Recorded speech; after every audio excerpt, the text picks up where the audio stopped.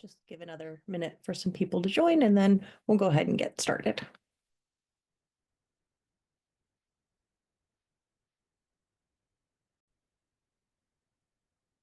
Okay, we'll go ahead and get started here. So over here, first thing I want to point out, so we have some about 5 or 6 enhancements to go over this for this month's webinar. The first one is if your organization uses single sign-on with Camo Ag. Then whether you are accessing Camo Ag via the mobile, you've downloaded it on your mobile device, or you are using it on a desktop, as long as you're going to your organization's unique URL, you will see this login with SSO. So that's really helped improve, especially the mobile sign-on process. But you will see that. So again, your organization does have to have single sign-on, and then users do have to make sure they go to the unique URL. All right, so that is the first one here, and let me now get logged in. Here we go. All right.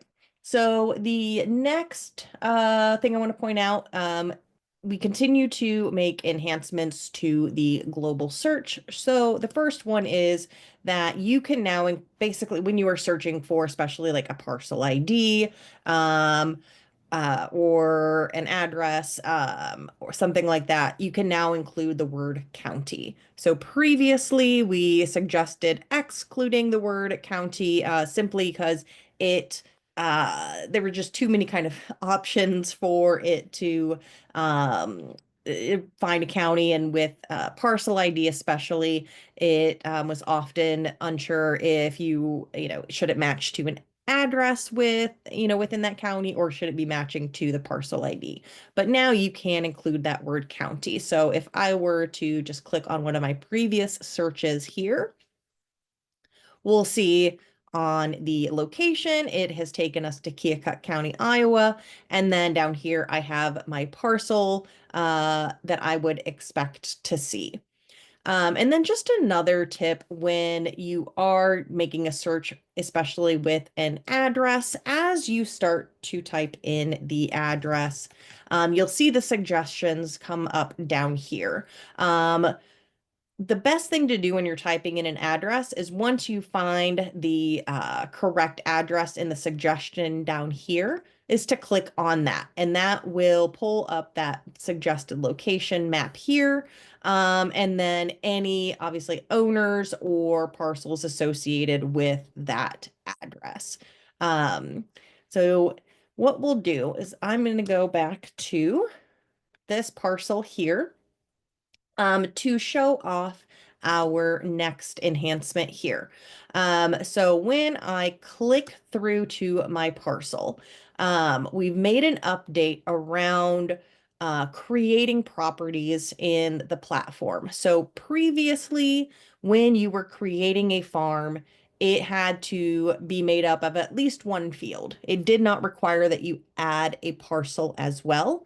And now you are required to add, like now you are required, when you create a property, that it must be made up of at least one parcel and at least one field.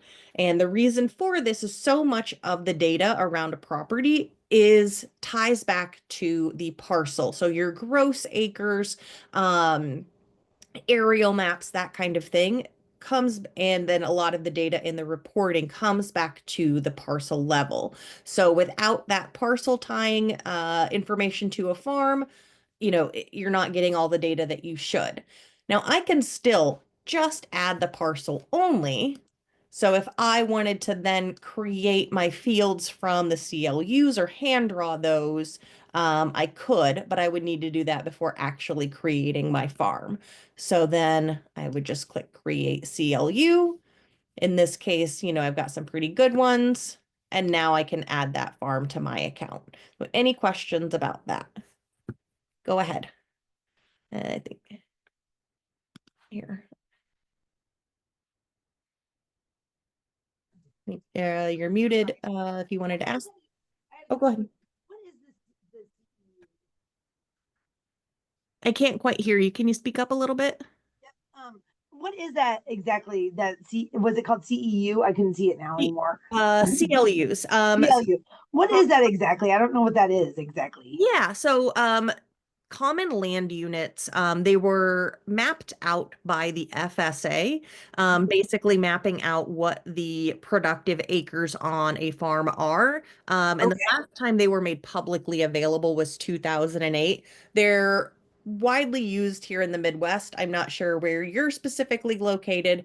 Um, Nebraska. yeah. So Nebraska, I know has some, but yeah, there's certain states that have really good ones like Iowa and a lot of like Mhm. central Illinois. Nebraska, I'm not super familiar with what how good theirs are. But I do know they do have some, especially with like the irrigated acres, but they kind of cut out those productive acres for you. Um, Okay, perfect. So it's kind of like having like an FSA map in an essence, kind of. yes, yes. Perfect. Okay. All right. So now that we have our farm created here, we have made some updates to the soil maps that you see.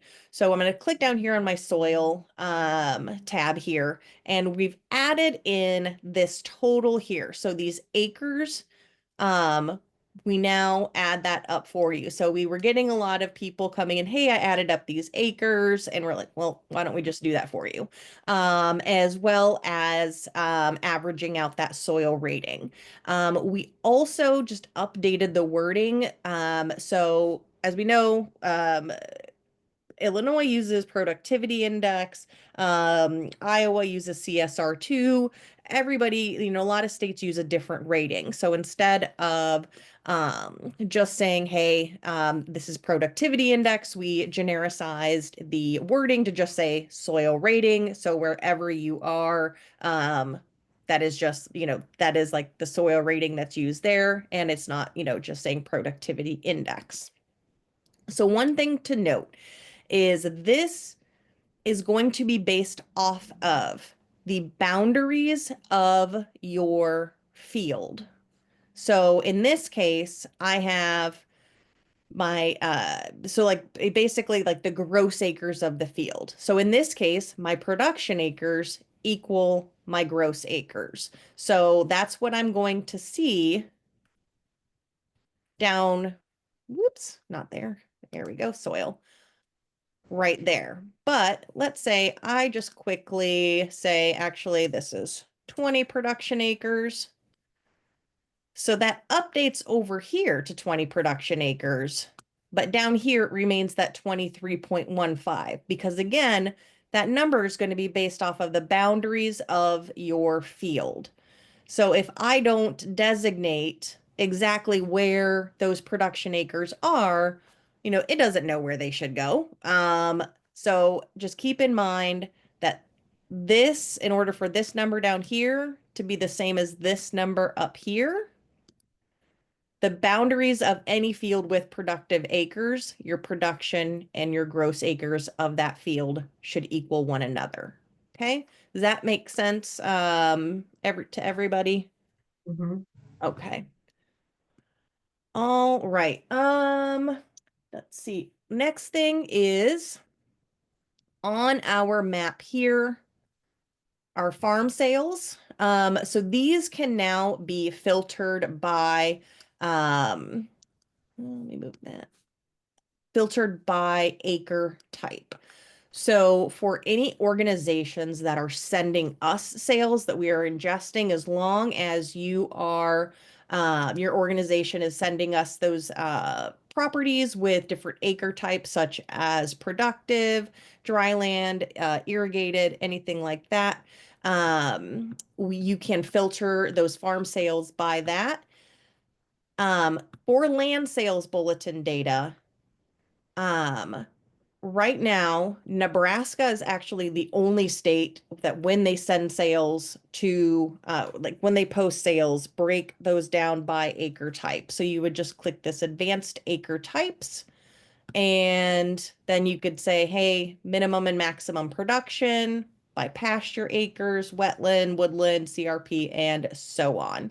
Um, so any questions about that?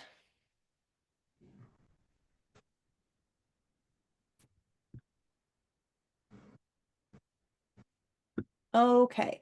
And then let's see here. The last thing, for any user, people who, organizations who use the mortgage data, we just updated the matching on how we match mortgages to parcels. So that is now, I believe, using the addresses of the parcel versus the parcel ID. And we've just found that has helped with the matching of who that mortgage belongs to. So that was just the last thing that we wanted to highlight. And one thing that will be released by the end of this week, hopefully today, but I always say by the end of the week, is when we download a soil map. Um, there's just some formatting that we need to work on with this so that our totals sort of fall under here. They're kind of, if I can pull up that soil map here in just a second, I'll show you. But there's just some formatting things on those soil maps, but you will see, there we go. Like right now it's kind of tucked over here. And oh, we are showing total CSR too. So we did update that to show the specific state soil rating. So instead of just soil rating, it'll default to their preferred soil rating.